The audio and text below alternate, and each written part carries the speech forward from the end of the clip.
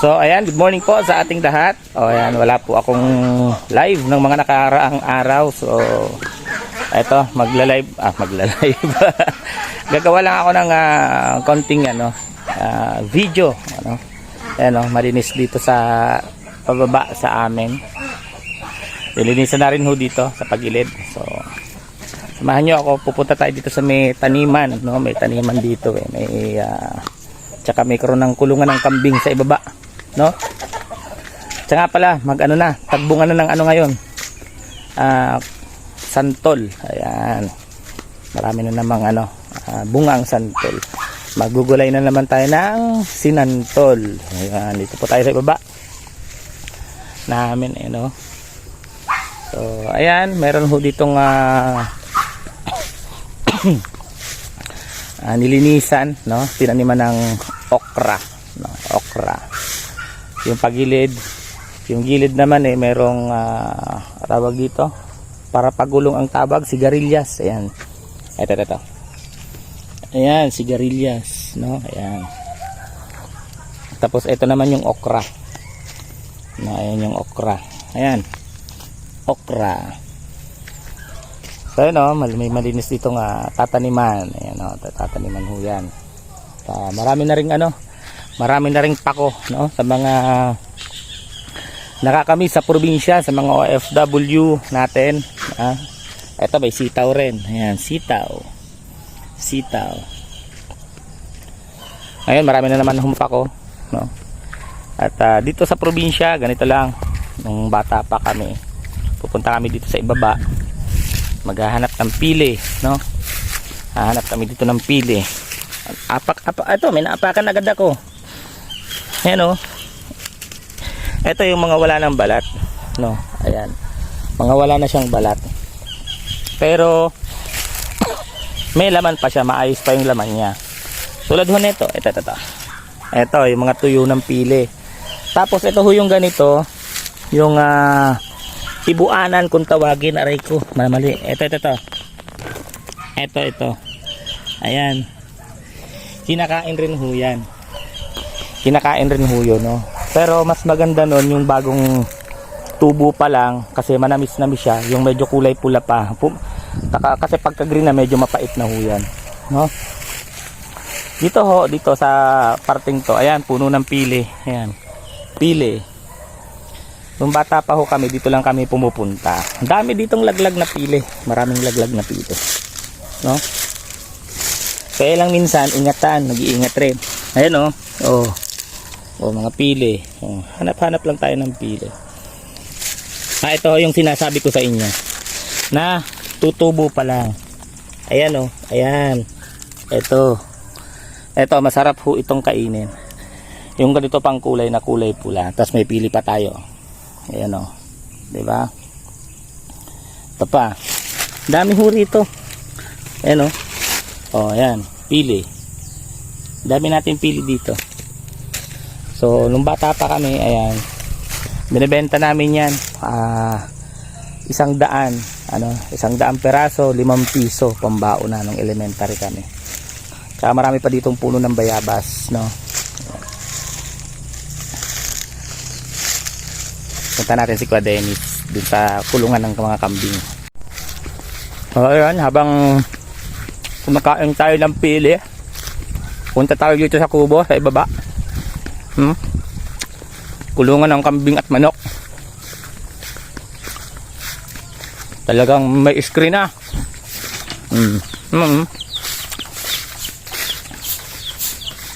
May screen siya, kulay green. Masarap ng bunga ng pili. Kulungan ng kambing. Ayan. Tsaka kulungan ng manok, pero yung manok nasa labas. Ba? Ayan, sa loob. Hindi ho kalayuan, dyan sa may likod. Dyan ho kami nanguhuli ng isda. Ayun, yung medyo madamo, pero lilinisan ho namin yan. At ito na yung puno ng santol, no? Ayan, kita nyo naman. Ang dami niyang bunga, no? Papahinyog niya. papahinyog niya. Yung iba dilaw na oh. Ayan. Siyempre dito rin nagagala yung mga kambing. Ano? Mga kambing. No?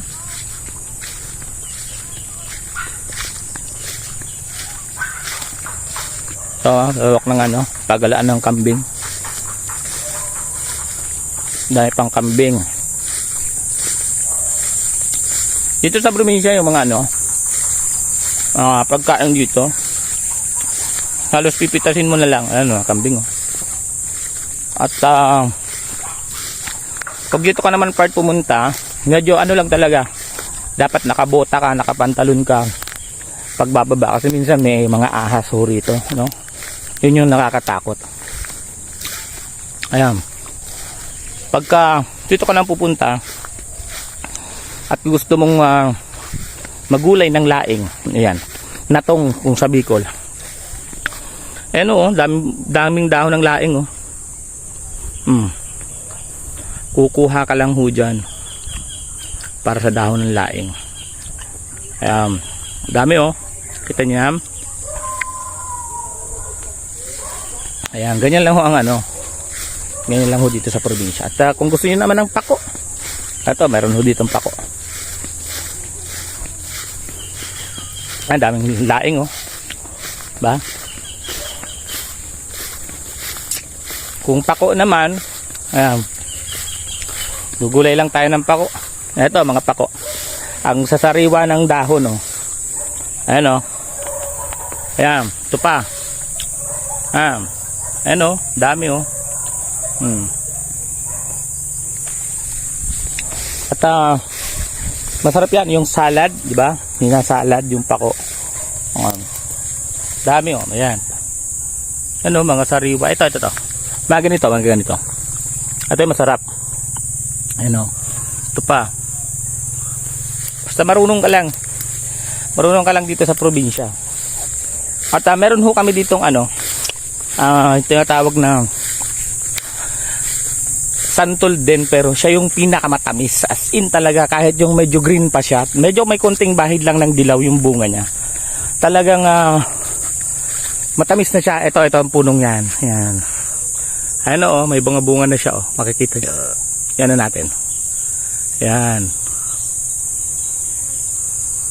Matamis ho yan, yung santol na yan. Dito yung kung natatandaan nyo sa TikTok yata ni Rachel yon, no? Ito yung santol ay inakyat niya. Na nagti-TikTok siya sa taas. Napagalitan siya ng papa niya. Ito ho yun, no? Ito, yung sinasabi ko sa inyo na kahit ganito pa lang siya, yan oh, kahit ganyan pa lang siya, matamis na ho siya. Itong santol na to. No? Kaya lang hindi ako kakain kasi ano, tawag dito, medyo nangingilo ang aking ipin.